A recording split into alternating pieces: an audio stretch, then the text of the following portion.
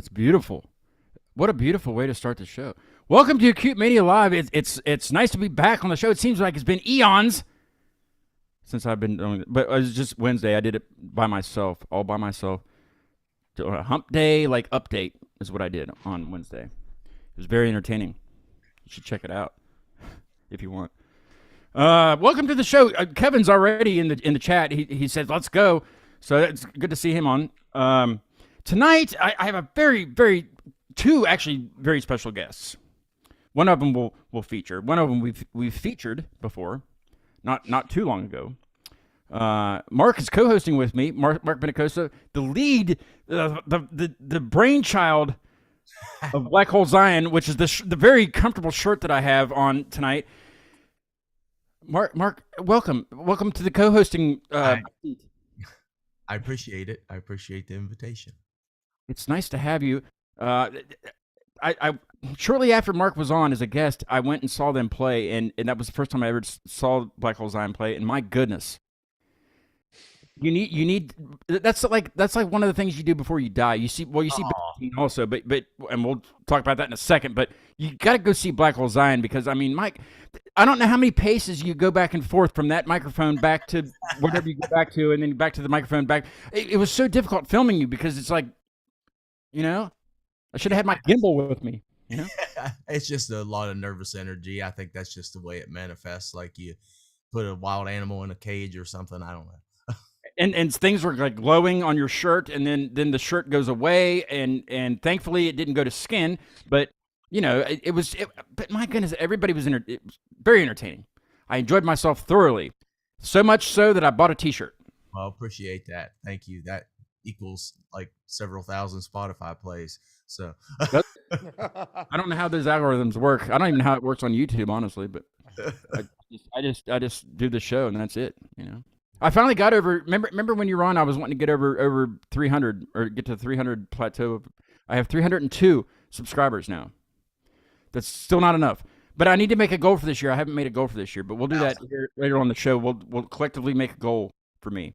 1,000. Chris, welcome to Acute Media Live. Chris is the I guess you'd be the brainchild of Byzantine, right? Yes, sir. Yes, sir. Nice to have you on the show, man. Thank you so much for being on. Appreciate it. I'm the last lone survivor of that. I had to. I didn't have to. I read your bio on the website, but I also read it on Wikipedia, which I pretty much Wikipedia is written by somebody else or independent people. People add to it. Yeah. And I got a good history and a good background because I really didn't know. I just kind of knew the basics. Right. Is there anything you want to talk about the history of it, or would you rather not? Well, I don't know what the Wikipedia bio would say. It'd be interesting to probably see it and see if I need to fact check it or whatever. Yeah. So, but we can go over the brief history. Well, you started in 2000, right? Started in 2000, summer of 2000 in Morgantown, West Virginia. Oh, you started in Morgantown, so you didn't really start in Chapmanville then. I think that's what Wikipedia is. I was a senior at West Virginia University. I just graduated in 2000, and I had a band in Morgantown, and we were average at best. But I had started. Is that the name of it? The name of it was New Family, which is an awful band name. Awful band name. So we were trying to do a play off of like Our Family, which is like a Latino or Hispanic mob, which is Nueva Familia. You nailed it. Yeah. I tried to play it. So it just didn't work. We weren't very good live, but at that point I had started writing music that was a little bit more like Byzantine. And I knew if I wanted to pull it off, I needed to start a whole new band. And there was one guy that I had my sights on. And I said, if I could start a band with one person in the West Virginia music scene, it would be a guy named Tony Rohrbaugh. So Tony is from Exit 99. He's from Weston. Weston. We're My gonna dad's go, yeah, we're all Yeah, from different we go exits. numbered exits. Yeah. Yeah. numbered exits. Here we go. And I contacted Tony, and he had just got done playing a short stint in the Huntington band Chum. And I know Tony was not in the band at that time. So I contacted him and said, would you be interested in forming the band with me? And he said, sure, but I don't live in Morgantown anymore. I live in Huntington. So I packed my butt up and moved from Morgantown back down to Southern West Virginia to form a band with him. So yeah, well, I was living in Morgantown when we came up with the name Byzantine. We had the first couple songs, and then I said, I'm gonna go wherever this guy is and see where it takes me. So I did see. I think on Wikipedia it's, or maybe it was your website. I don't want to pull it up but it said that your early music was based, lyrically, was based on the Southern coalfields. Is that something that was sort of inspirational? yeah, that's pretty accurate. There was a lot of lyrical content back then that was historically based regionally. I've since, kind of tapped that resource to death. So I've moved on to other things. But yeah, our first album that we put out on Prosthetic Records, there was 4 or 5 songs out of the 10 that were lyrics based about West Virginia content. So For those that don't know, what is Byzantine? What does Byzantine mean as as a word? Well, the term Byzantine, obviously there was an empire that succeeded the Roman Empire in the area around the Black Sea and Constantinople, and it was the Byzantine Empire. And I was looking for a band name that was short, something that was not that didn't give you a connotation. You know what I mean? Like Slayer, what that is going to sound like. Yeah. You know what's gonna. Yeah. So I was looking for something that was kind of ubiquitous or ambiguous. But I wanted something that meant technical, because I thought at that point, we were somewhat technical. Nowadays we're not, compared to all the crazy stuff kids can pull off. So I looked up in the glossary, I needed a synonym for technical, and Byzantine was there. And I was like, why does that mean technical? So then I researched the Byzantine Empire and found out that their judicial system was one of the most complex and technical judicial systems ever set forth in human civilization. And that's what we have built our judicial system off of. So intricate, ornate, technical, and then also devious and underhanded was synonyms for the word Byzantine. I was like, wow, God damn, that's our band. That's fitting. So, Yeah. So I got on whatever we were on in 2000, Netscape or whatever, dial up.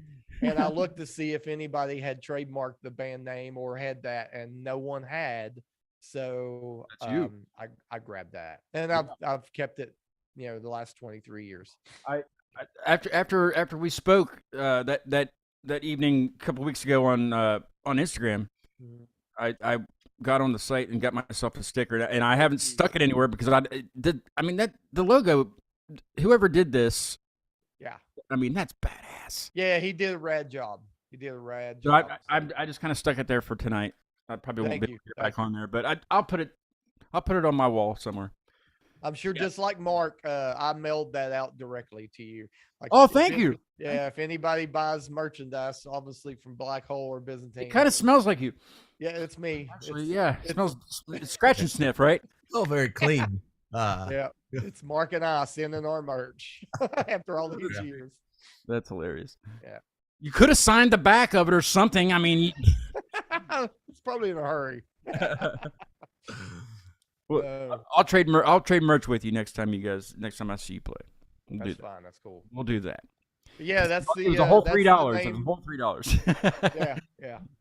That's the history behind the band name. So that's very interesting. I love learning that too. And I don't ask that question as often as I should, about what band names mean, because sometimes it's just something. Sometimes it's a lot, like that one is very to the point, and it represents you, It represents the music pretty, full stop, really. At that point, when we started our band, we wanted to mix four different bands, like, because we love to like four different bands. like your influences. Yeah. Our influences were What were they? What were they? heavily steeped, and we said if we can mix these four bands and sound unique by doing it, we may have something.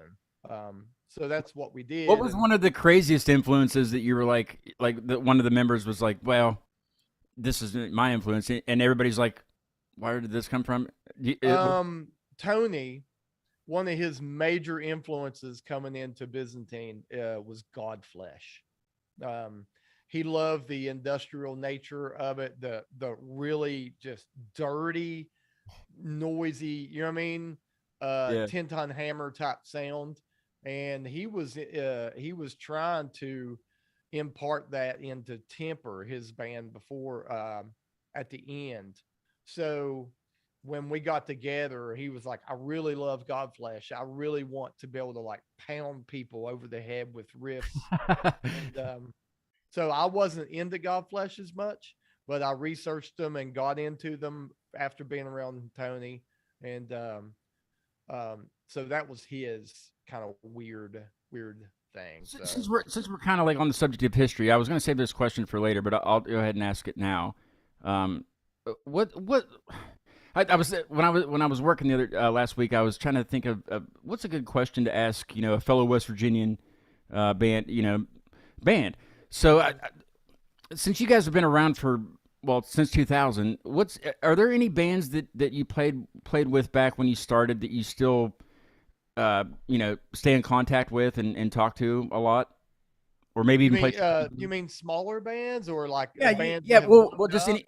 Yeah, bands just from West Virginia, like that you started when you were starting out with, and they were playing around at the same time, and whether they're a band or not now, like any of the members or anything, do you still stay in contact with them?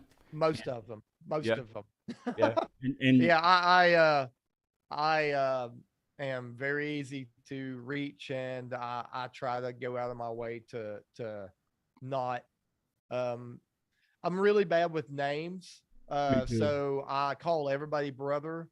But I try to make everyone feel like I remember them, and if if whether they got large or if they're just like not even playing in the band anymore, I remember a lot of our bands that we play with, and I try to speak to all of them.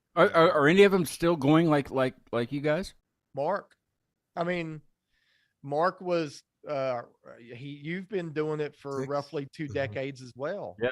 Right. Yeah. And there's a very small handful of bands still doing it like Mark and I, and it's basically the ones that have been able to carve out a regular life alongside the band life and try to be as professional as possible. Once you get in your 40s, the just going out and having fun and drinking shots and stuff, all that's not that doesn't fuel it anymore. Right. So and that's why a lot of bands just kind of get out of it, because when you're getting older, it's not as fun to just go out and play drunk and what has kept you going? What has kept you going? What has? Yeah. I have a really yearning desire to one day come away from a show thinking we played good, and I don't think we've done that yet. So I'm still going. See, I'm really hard on myself when it comes to that stuff. Like, I don't like to watch us live. I don't like to listen to it back. I'm very critical of how we play live. So I'm like, until we get this down live, I'm not going to quit. So I look at it like a compulsion. It's like I guess, healthy compulsion, it's just something that you can't not do. And I think that's what makes it a little different than some people that just, want to play because they think it's going to be all good times. It's like, no, it's Yeah. a lot of work involved, and you're compelled to Yeah. do something. A lot of work, a lot of feeling like a failure, but knowing that, well, if I play another gig, at least I get a chance to fix that or this. I always feel like we really do our best work in the studio, and I love. I'm a studio musician. I love doing studio work, but in order to get it out there, you have to play live. We don't play nearly as much Yeah. as we used to, but when we go out, normally the whole day, I'm worried. I'm worried about this working, that working. How's my vocals going to sound? So then when it comes back, even if we do kick ass, I'm like, we can fix that. Let's keep working. So, I thought it kicked ass at Pleasant Street. I really did. I was thank amazed. you. I was like, I mean, even hearing Mark, in the open, was it Vulgar Royalty that played first? They were even that was the first time I ever saw them, and they were great. Raven Monica. And but you guys came on, and I think me and Mark were talking because I just bought the shirt, and we were going to stay for a few songs and then leave. And as soon as you guys started, we couldn't even interact with each other because we couldn't hear. It was so powerful. I was just like, yes. So I didn't. I think I just walked away from Mark, or he walked away from me, or something, because we just couldn't hear each other anymore. Yeah. And I just focused on the stage. We were all the way in the back, but Mike, it was just like standing in the Yeah. front. I, It was so. I think if you do It was. it long enough, even when you think you suck, you're going to probably do a pretty good performance. So we're at the point, if we could practice and rehearse like a real band, I think we could be deadly live. But we're at the point now where um, the shows are. I think they're pretty powerful and okay, but I love the ability to have room for improvement, and that's what I continue to strive for. And that's why I just, like Mark said, I'm very obsessed in like trying to fix the little small things.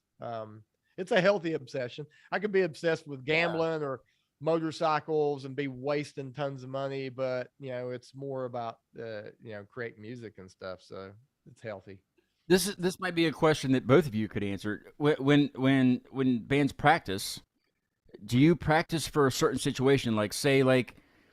Say you're not doing shows for a while, but you're getting ready to go into the studio, but you want to get together and practice first before you go to the studio or before you record at home. A lot of bands record at home also. But do you practice? Do you rehearse for certain situations? Do you rehearse for a live show? Do you rehearse to go to the studio?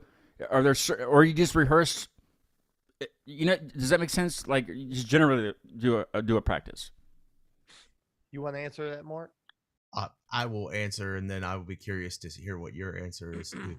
Um, Yeah. so with my band, it's a little different because we're so kind of scattered, and so it's a lot of the time it's like when we practice, we have to get together and like pound it out, and it's for a specific reason, like we're practicing for a show or we're practicing to work on something new. So we really have to like get in there and hit it hard.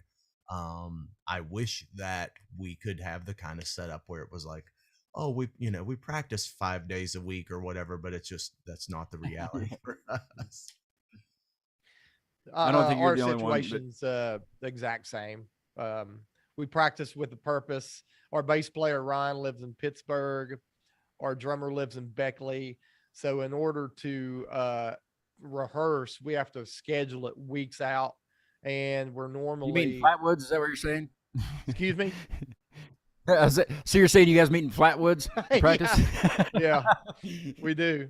We meet down there at one of those gas stations and knock it out. Yeah, but it would be great if we could just get together every weekend and kick back beers and rehearse. But we have to, like, if there's no shows or we're not in the studio, we don't even get together and rehearse. We try to let our drummer and bass player save windshield time, and then when it's time to rehearse, okay, everybody get together. These are the songs you must know. This is how long we're going to rehearse. Come prepared. We all practice at the house, and then we rehearse. in the studio together. We never Yeah. practice in the studio. Right. Practicing Yeah, is you're in for the home. studio, Yes. right? It's business in the studio at all times. That's Hey, a good, let's take a listen to one of your songs. That way, some folks that are watching that don't really know you can get to know you. They need to freaking know you. That's what I was saying on Wednesday when I did the little mini show I did. I said if you don't know Byzantine, you need to, because it's great. It's the style of music, I think, and this is just my opinion.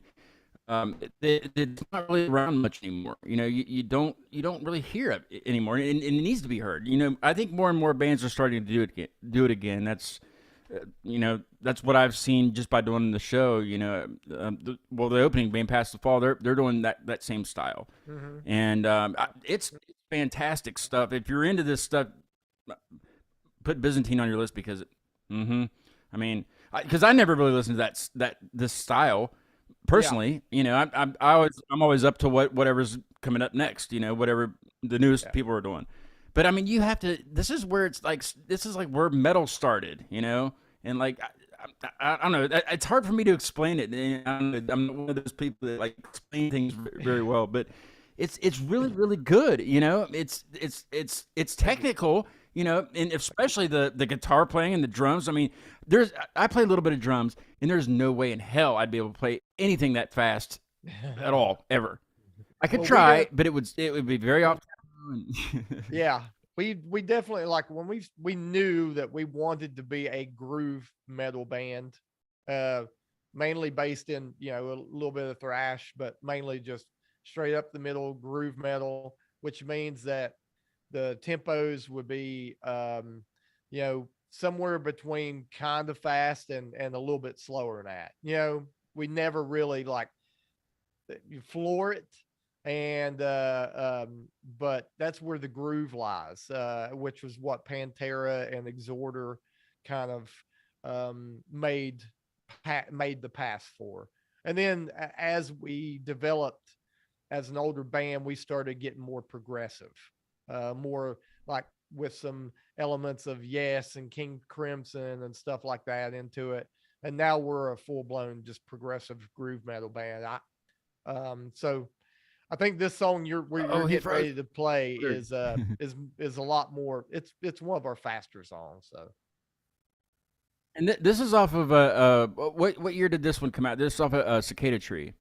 That came out that was the last album we released, last full length, and that came out 2017, I believe. Yeah, 5 years ago. And I found this song by listening to the entire album on cans, and when you listen on cans, it's totally different than listening on a stereo, just in a room, because you hear every little thing, and it's fantastic.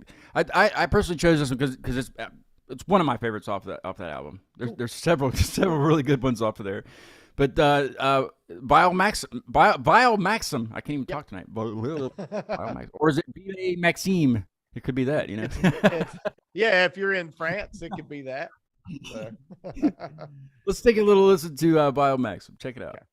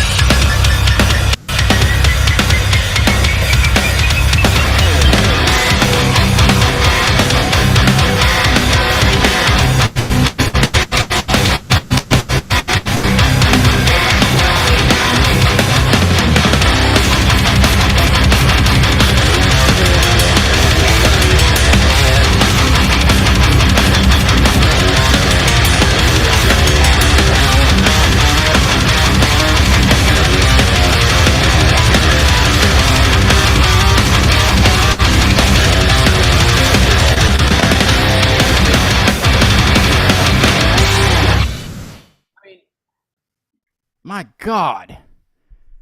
180 beats per minute. That's Couple it? You couple couldn't go riffs in faster than there. that? Is it 180 BPM? Oh, my God. Crazy. I mean, I was in the Mountaineer Marching Band, okay, at WVU, and we ran out of the tunnel. You know, when the band runs out of the tunnel at the beginning of the game, we did that at 220 beats a minute. But that seems a lot faster than we even ran. It seems, but it's definitely not. I think where we're just playing 16th notes, a lot of 16th notes, it makes it seem faster. Yes. That Around song is 174. Okay, I was close. I've got all my BPMs on my phone ready to roll. That's terrific. I'm glad you like that last riff. That last riff was my homage to Dimebag Darrell Pantera riffing. So I was like, I want to write a riff that feels like it should be on Vulgar Display of Power. I'm going to hand this song review over to Mark because he's itching to say something. I can see him. Well, so I want to ask all these like silly audio questions that like there you go. Nobody cares about, but No, I do. I do. So one, when you tracked guitars for this, all right.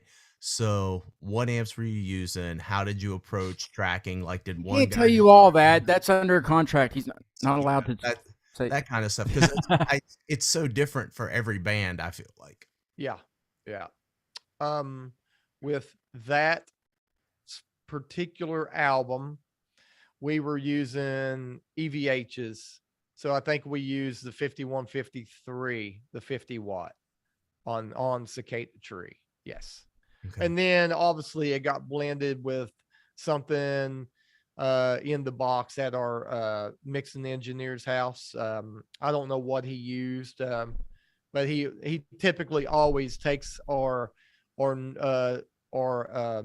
normal tones and then blends it with something down there. So he always has a Mesa Boogie, like a sitting over in a corner, and he might have mixed it with the Mesa or something like that, reamped it. But yeah, that album is pretty much 5150. Okay. Yeah. I have no idea what that means. That's a style of amplifier head, Eddie Van Halen amplifier. So they got a lot of high end gain. You have to really watch what you're doing with that amp. I'm very new to the whole studio part of this. I'm well. Mark actually, he was the producer and the engineer. He was the everything on an album that I put out with my friend Jason back in, gosh, what was that, 2004, like eons ago. Or I can't even remember when it was. 7, I think. 2007. That sounds that sounds better. We were in Clarksburg, and we had a few, well, Jason had a few songs written. I was playing drums at the time. Not anything like those drums. That nothing like that. I mean, I'm talking like tap tap tap Right. tap. You know, just, and I also played trumpet on one song. Nice. I know. Not as I was playing drums. It was kind of like, but we actually recorded it in the CAC at the Creative Arts Center in Morgantown. Wow. And Mark recorded it, and it was awesome. It was a great, but I'm starting to get into this again. I kind of got away from that for a while, and while I started doing this, and I'm learning all kinds of weird audio mixer stuff with this. But I'm starting to play with some guys now, and I said, Mark, will you do our EP for us? And he's busy, so he's like, but I know people, and I knew a few people, but I think we're going to do it here. We're gonna do it here, and I got a buddy that works with. He's very good. He actually does his own stuff, mixes his own stuff on his phone. I don't know. I mean, well, technology, I guess. Like, it's just he doesn't even have to like hear it. He just, it's like a video game. He can see the parts. I don't know. I get confused with that stuff. But he's gonna track the first single at least here. Awesome. And of our new stuff. So I might have to send it to Mark to master, because we need a master. Yeah, Mark has been on a student of the audio side of it for a long time. Because I remember when we first started, like, I always knew that Mark recorded and had recording gear long before a lot of us did.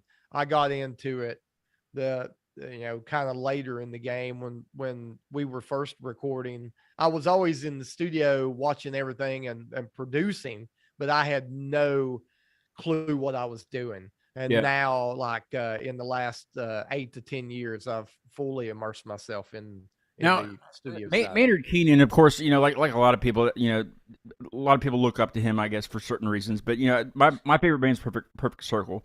But can you imagine being in the same room in a studio with Maynard, and how technical he is with just, he seems to be. I don't know. Nobody's really been in there. I don't, to my knowledge, there's no like video of that. But can you imagine being in the studio with him and be like, okay, that little note there didn't fit, so we got to do it all over again, guys. I mean, I don't think he would say it like that, but he might, But can you imagine, are you that way now that the inner workings, and also you, Mark, since you know the inner workings of recording, are there certain like tiny sections where you're like, this is not going to work, we have to do this again? Well, so for me, and you have to turn it off, or else you won't get anything done. Yeah. If every little thing that bothers you, I know Chris. I know Chris is probably going to say something similar, because I feel like we're cut from that same cloth in that sense. Yeah, it's the same thing. I focus on every little nuance, but at the end of the day, I got to remember, and like Mark was saying, it's rock and roll, and sometimes you just got to let some things go so you can get to the next part. You can really tank a recording session if you're too anal, because sometimes you get in there and you overthink things, and overthinking is the enemy of flow.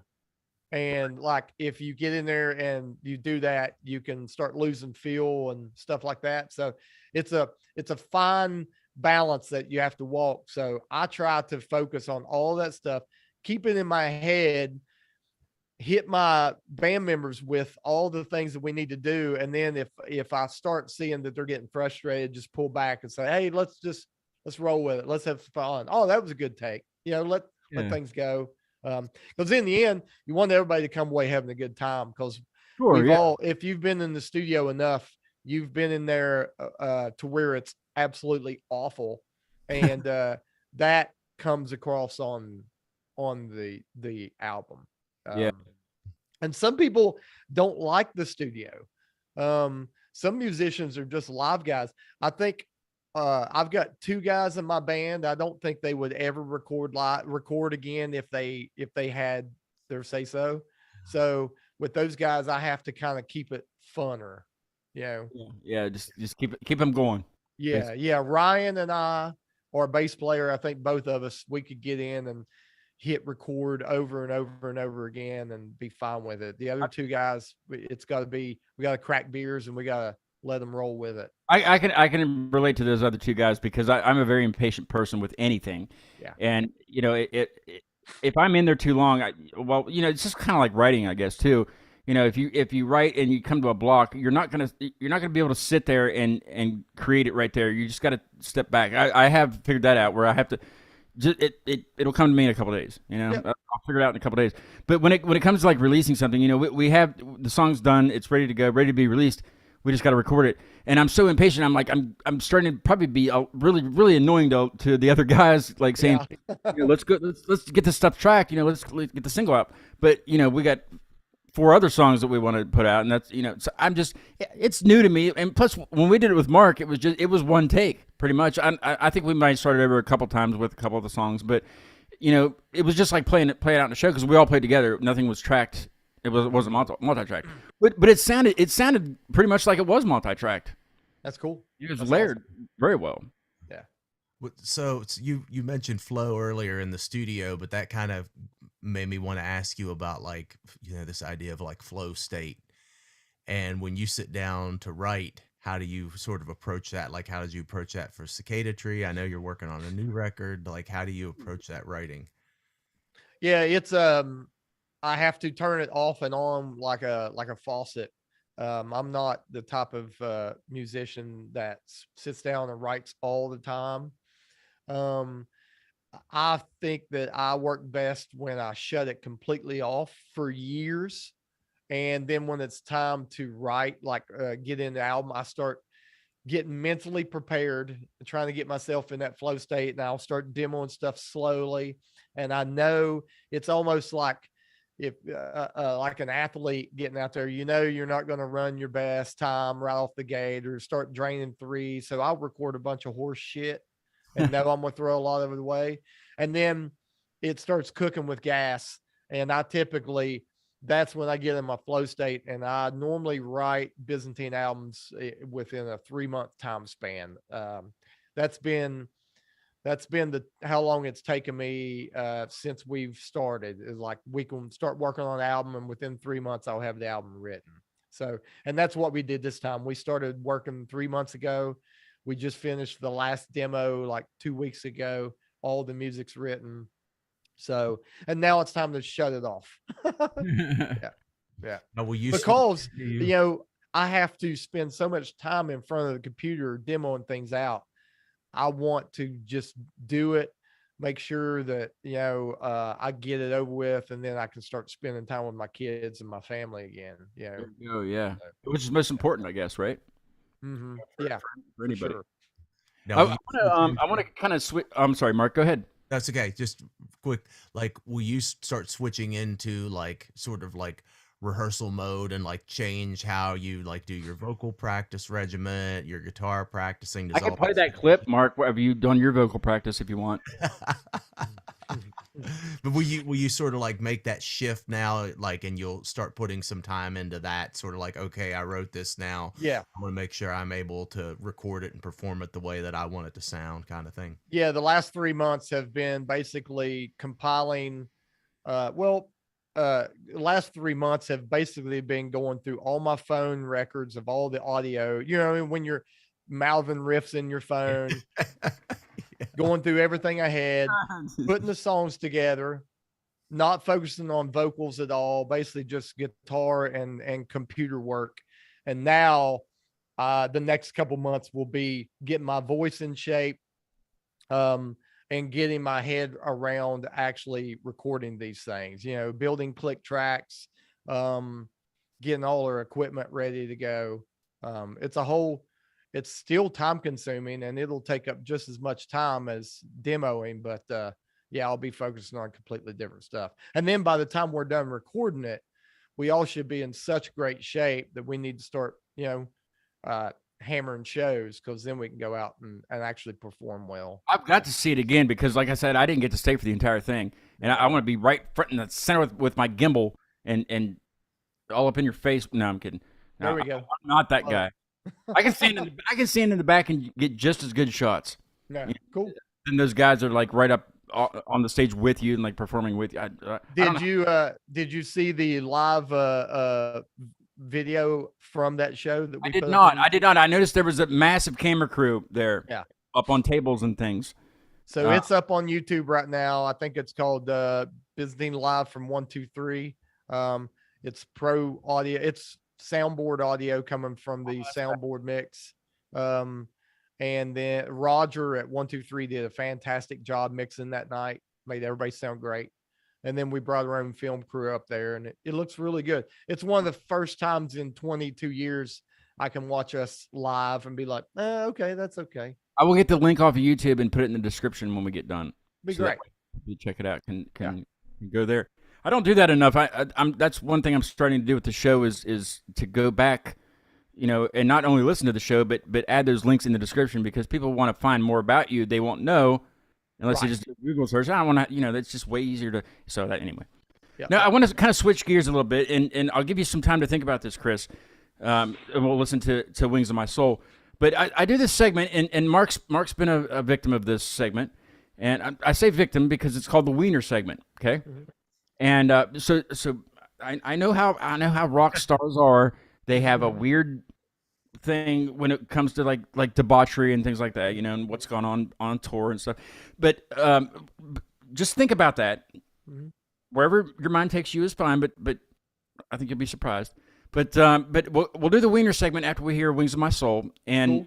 I do want to ask you a couple questions about some funny stories and things like that we'll do kind of to wrap up the show tonight. Sure. That sound good? Yeah, I'm down. Before we go to Wings of My Soul, though, I need to talk about this because I'm very excited. I was asked. So I have bands on all the time. My show is based on interviewing musicians. A wrench got thrown into that, and I had a magician on a couple months ago. He's actually an illusionist. I guess there's a difference between magicians and illusionists. There's a difference. So, I mean, this man, he's hung out with David Copperfield on David Copperfield's private island, like in Saipan. I mean, like he's been all over the world. He's done cruise ships and stuff. David Da Vinci's his name. And when the show was over that night, he asked me. He said, "I'm getting ready to do this stunt. Would you do the music behind it?" And I was floored for one thing, but I was like, "Are you serious? Like, I don't like." This is before I had anything written with this new project. I said, I do synths and stuff. I can do something like that. And he's like, yeah, just come up with something and send some of it, and I'll let you know. So, my buddy Rob that does the recording for us here, he does his own stuff. He's got his own solo stuff. Deviant Philosopher is what he goes by, and he had this track, and I was like, let me add. I have a Moog DFAM synth, and I said, let me add some DFAM in that. And I said, let's send this off to Dave for his stunt. Basically, Dave is going to be jumping out of a plane in a wingsuit. He does this skydiving stuff. He lives out in Idaho, and he's jumping out of a plane in a wingsuit, and something about a falcon, a trained falcon will be. Let me pull up my notes here. A trained falcon will be flying to a target that's on his wingsuit. So we did a song. Well, the bass of the song was what Rob already had, and then I added some synth into it, and we sent it out to him. He loves it. But I checked in with Dave this evening before I came in here and got ready for the show, and I said I want to put an update on here to I want to say something about what's going on. He said the first attempt with the Falcon is January 28th. The best way to follow what's going on is on Instagram. I'll put it in the description also, his link. And he says, then we go through February 4th up to 19 attempts. The Falconer has 2 Peregrine Falcons trained to fly a quarter mile and hit a target on my suit. Do you know much about the velocity of a Peregrine Falcon? Well, I mean, I kind of vaguely remember what he was because he talked about a little bit about that stunt on the show before he asked me to do the music, and I'll have to send you that clip. I'll clip it out so that way you don't have to go in there and watch the whole thing. I'll clip it out of that and send it to you. And it's interesting. It's never been attempted before. The Falconer, which is the guy that owns these Falcons, he's very confident. That this will, but apparently, I mean, they're going to have to get up to the same speed that he is. You would think, like, well, that'd be velocity, right? I don't know physics or anything. Yeah. Yeah. So, the Peregrine Falcon is the fastest flying animal in the world. Right. They've been recorded, I think, over 200 mile an hour flying. You would think that it would be able to catch up with him, right? Oh yeah, it'll catch up with him. So what? I wonder if it's his groin. How many ribs is going to break? What is it? I'm thinking, like, where's the target? How many ribs are going to be broken? Right. The scary part about that is that the Peregrine Falcon, in order to get that fast, they have to fly really high, and then they put their wings in, and they turn themselves into a missile. Right. So the last time I did some research on this, apparently when a Peregrine Falcon hits its target, it's the same equivalent of getting hit by a cannonball. What if he knows this? I wonder if Dave knows this. I'm sure he knows this and knows. I'm sure it's probably the main trick of it is to somehow get hit by that Falcon without it tearing into his flesh. Yeah, because if it hits wrong, it'll blow a hole right through that wing set. I don't know. Yeah, I don't know what, but that's crazy. But I was honored to be asked. Yeah. I mean, that's just crazy. But I think we did a great job on it. It's actually it's available on every platform. You can download the song. It's called Unknown Eye by Deviant Philosopher, and then it has me on there as Cute Mania. Cool. That's so awesome. Check it out. It's really good. I'll send you a copy of it, Chris, via email. But let's listen to Wings of My Soul because it's still your show. We're still talking about you. This is off of Black Sea Codex, which is the new EP that you were celebrating the night that I saw you guys. Yeah. What's the song about? What's the whole EP about? If you want to just elaborate on the whole thing. This EP was basically a stopgap between Cicada Tree and the next full length. I hadn't written any music in 5 years, and Metal Blade was like, when are you giving us a new album? And I said, oh shit, maybe we can record some old songs.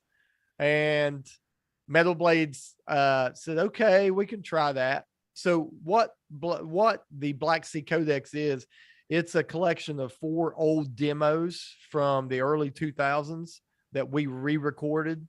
And then we put 2 cover songs on there. So Wings of My Soul was, I think, the 3rd song that Byzantine ever wrote. It was only in demo form. So we went back and redid that. And I think it turned out pretty well.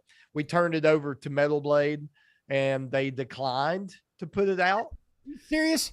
Yeah. Metal Blade declined, which they have an option to do. So I was really kind of like, oh crap, we're screwed, because I had spent $10,000 on this EP. Yeah. From the music video and the recording. And then I finally convinced Metal Blade to talk to their attorneys and let us out of the contract for 1 album. So we redid the contract. They let us out, let me put Black Sea Codex out, and now we're back on the label. So They said as long as we didn't sign with the distributor and we just put it out by ourselves, they said, go and make your money back.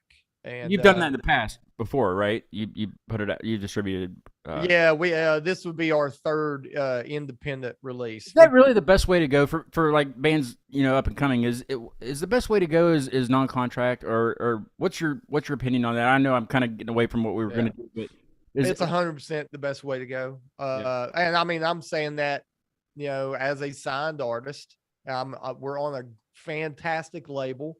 Yeah. But a label is just a bank. They loan you money and then you give them that money back through album sales. If you have money or credit cards or any way to do it yourself, you might as well just do it yourself. Nowadays you can put stuff out through Bandcamp and other different forms and reach just as many people. So I bet early on though, I bet that was a difficult decision though, because there wasn't the means that we have now, like you're saying, the band camps and stuff. There wasn't really... Early on, yeah. Like when we first started, it was like you get signed or you try to get your music seen on MySpace. Because a couple bands got signed off of MySpace, like Threat Signal, Bulb, which was turned out to be Periphery. They blew up on MySpace, but you basically just had to get signed, and we were lucky enough to become friends with Lamb of God very early on. Did a tour with them also, right? Yeah, and they got us, basically Chris Adler got us signed to his record label and said, give these guys a shot. So it's badass. Really is. He actually told the label we signed to, which is Prosthetic, he said, there's 2 bands I would like you to listen to. He said, there's a band from West Virginia called Byzantine, and there's a band called from France called Ojeda. I really would like if you guys check them out. So they signed both of us, and one of us turned out pretty good. And the other I'm sitting here. So that's badass though. I mean, Gojira, they really took the ball and ran with it. Yeah.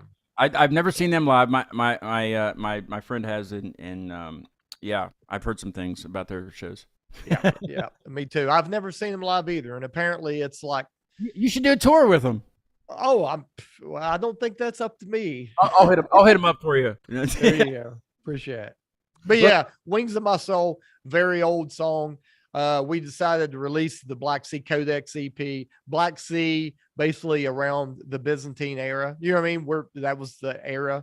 And then Codex is just a list of laws and rules. So that's what these are. Awesome. Let's take a listen to Wings of My Soul. Check it out. It's badass.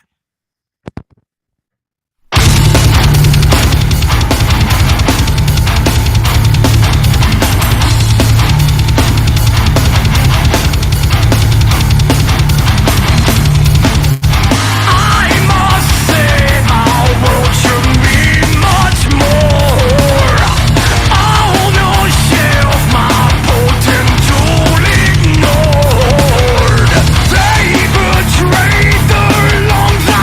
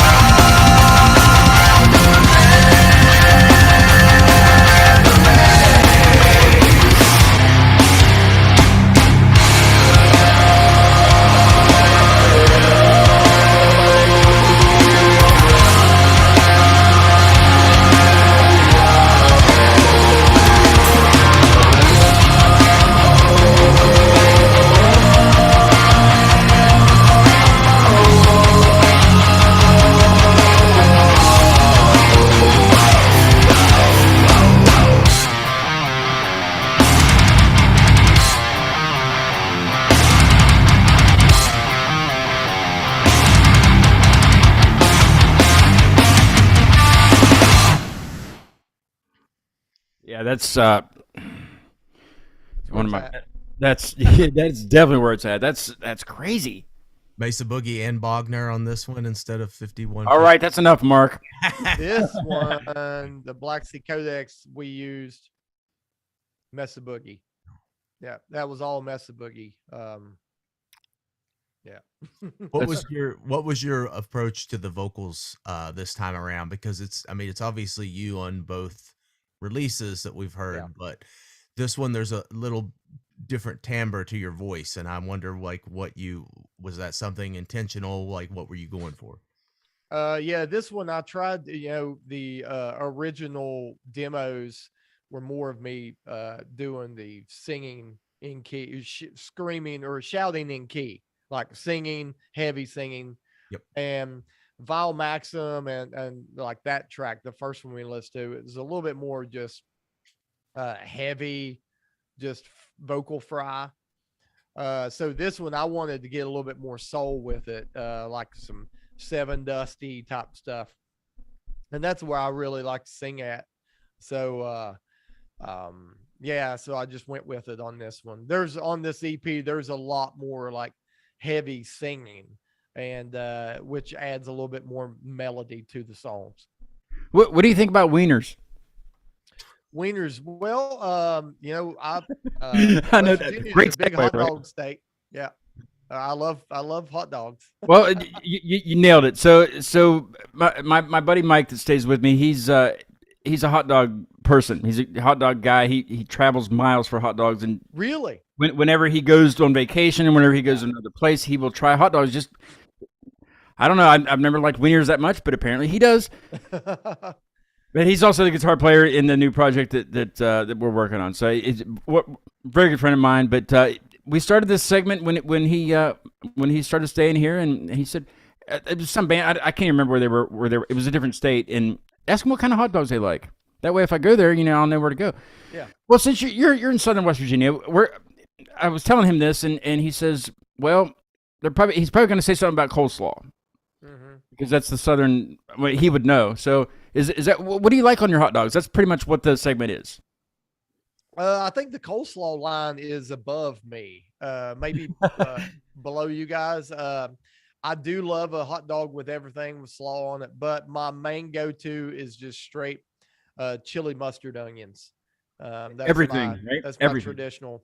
Yeah, that way I can really figure out if the bun's good, if the everything.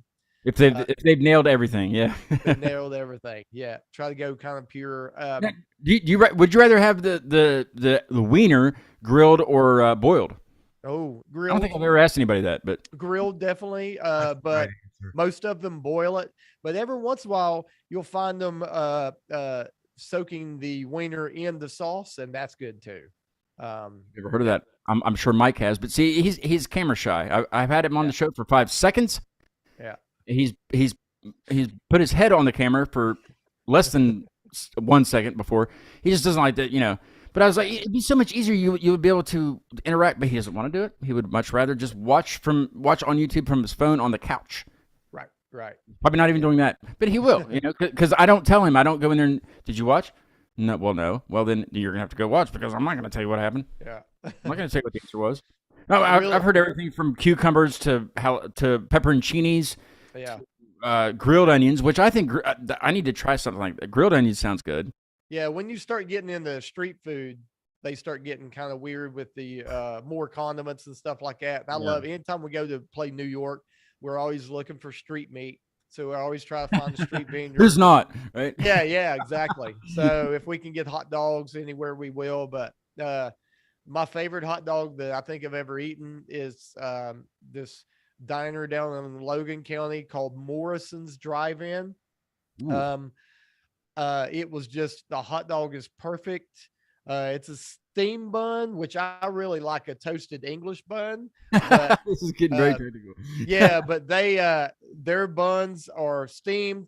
The hot dogs have been soaked in the chili. It's just chili, mustard, onions, and then they wrap it in cellophane, and it looks like they sat on it. So you get it in the bag, and it's just smushed all the shit, Yes. and it's just delicious. So Ready to go, yeah. I'm a big wiener guy. Well, you are. It sounds like it. And I Great think segment.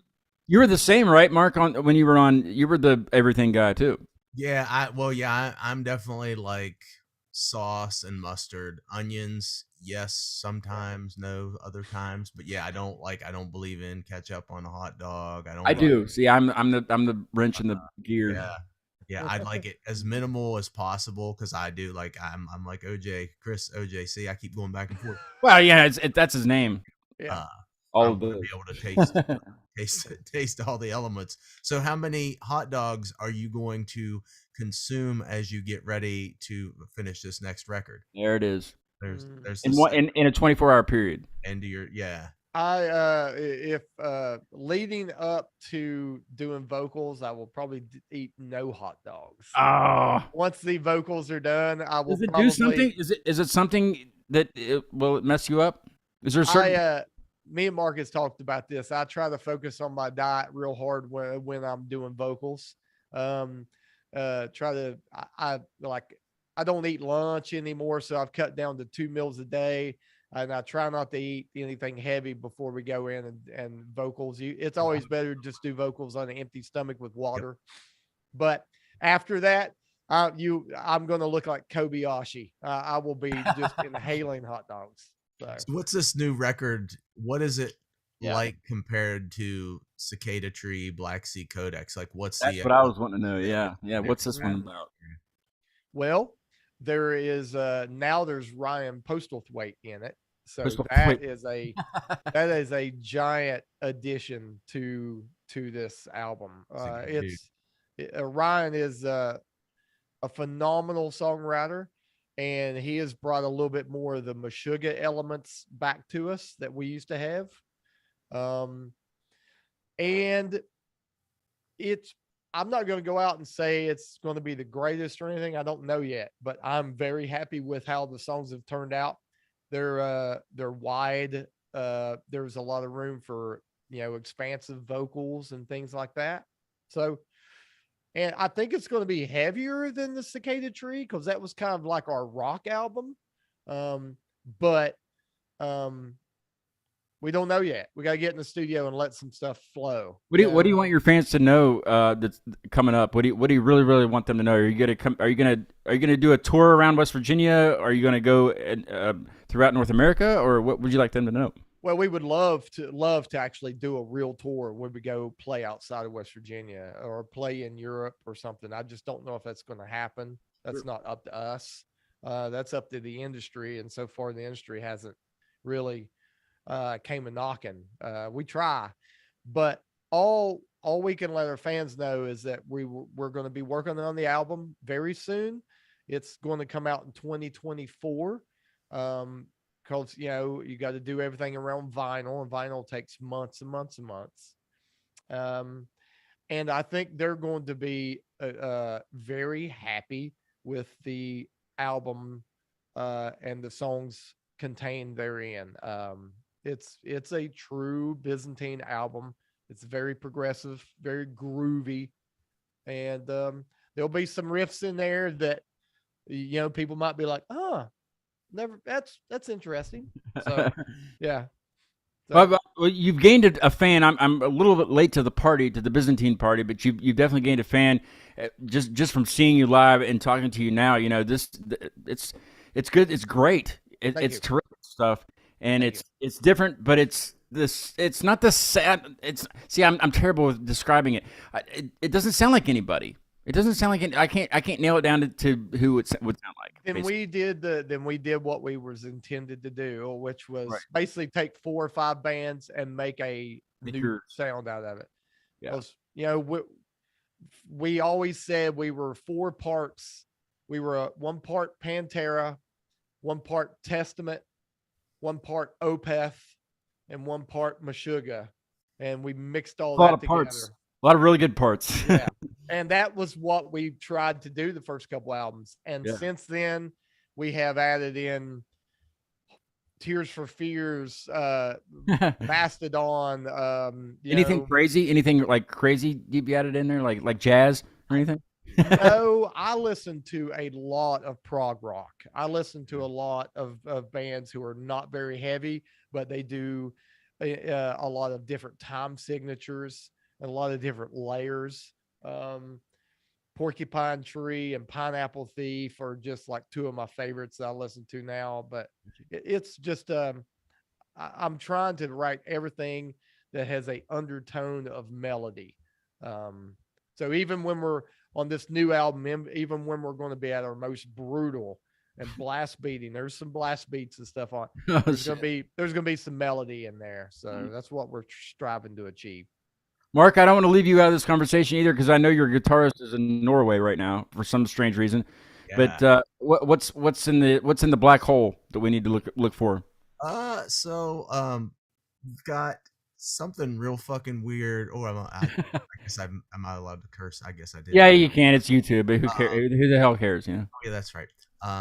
Yeah, we've got a weird electronic thing coming out in March that's it's using binaural beats and it's like meditation music. Yoga, right?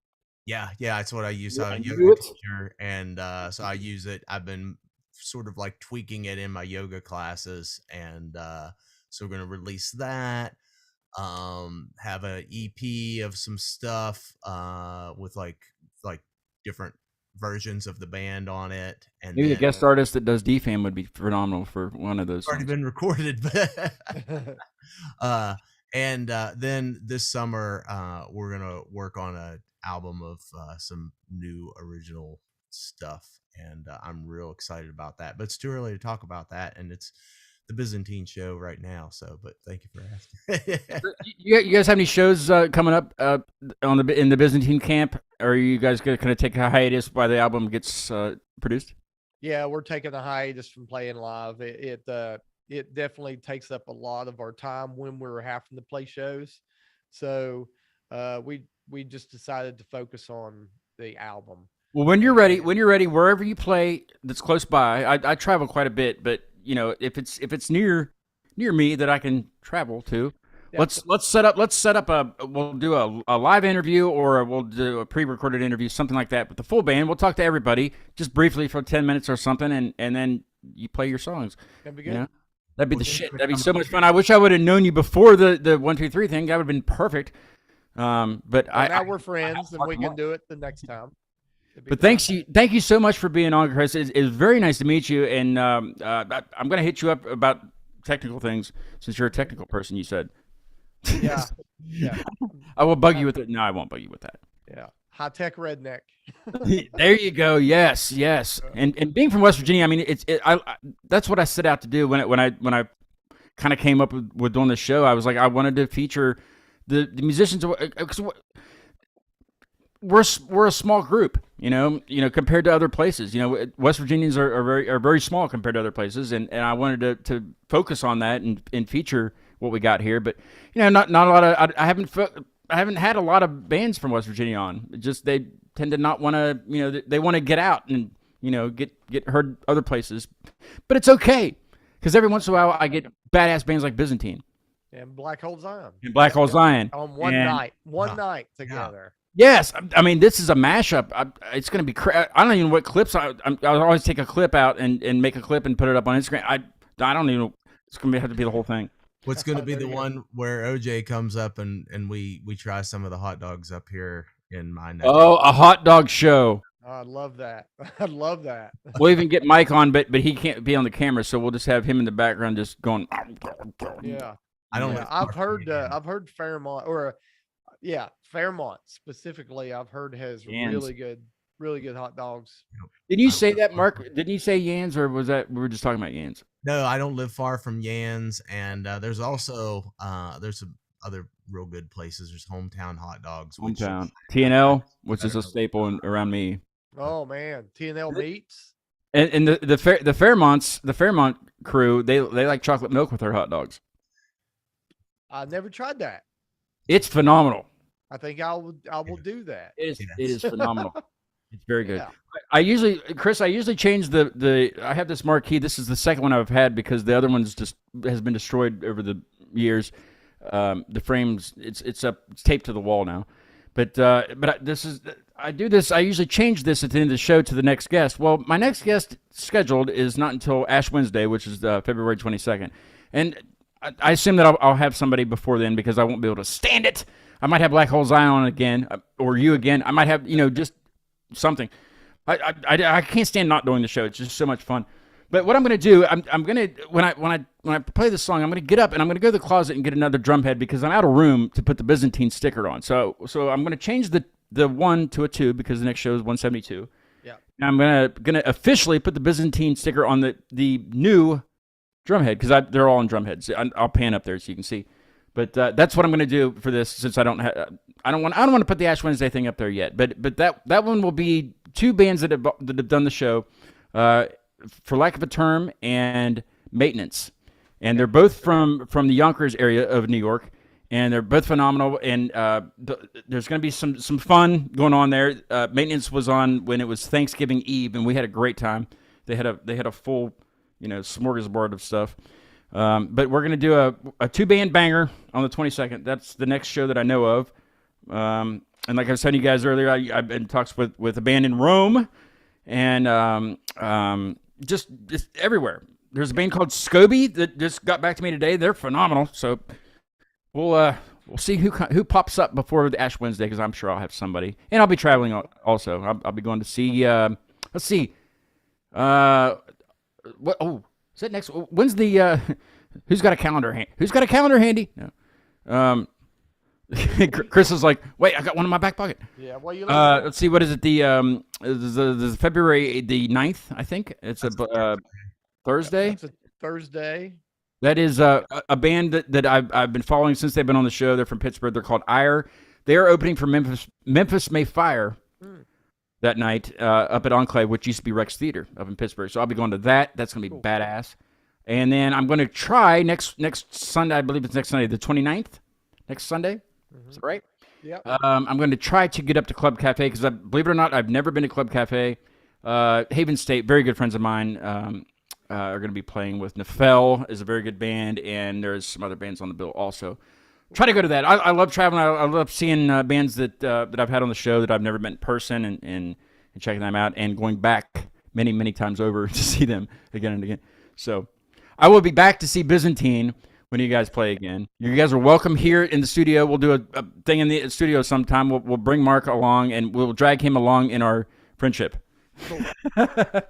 Sounds like you're a busy bee. I like it. Well, I love music and I love all things about it, and this show is just kind of to the moon. What do people say? To the moon. To the moon, Alice. Yeah. But the moon's. I want to go beyond the moon. Well, what is it? We don't want the end of the world. We want the end of the universe. Is that right? Yeah, that's. Yeah. Oh, yeah, that's right. Yeah, that reminds me of something real quick here while we're just chilling. My favorite Black Hole song.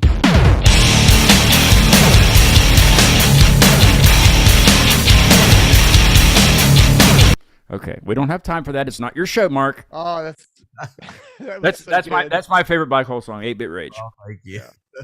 On like every playlist that I have, it's like that. I want to put Black Hole Zion on here, but it's going to be 8-Bit Rage because that's my song. So anyway. Well, thank you and goodbye from exit 139. 130. Yeah. I'm at exit. What exit? I don't even know what exit I'm at. 5. 125. Yeah. And what are your 0? I'm at exit 0. The easiest to remember. Yep. If you guys have some time, you have like 5 minutes after I kill the live stream. We'll just chit chat for a minute and give a hug, goodbye or something like that. Let me grab I'll grab a drum head while we're playing this last song, and then we'll talk to you here in a little bit. Thank you, everyone else, for watching the show. It was a great show. I don't know how I'm going to pick a clip out of this. I really don't, but I will. Yeah. Give me like a week or something. But to play us out, the show tonight is a band from Rome. That's in Italy. Well, I guess there is a Rome, New York, but this is the Italy version. They're called Broken Q, and this song's called Framework. I hope to get them on soon, so we'll talk all about this song when we have them on. So thanks, Chris, once again. Thanks, Mark, for co-hosting. We'll see you guys soon. Thanks for having me.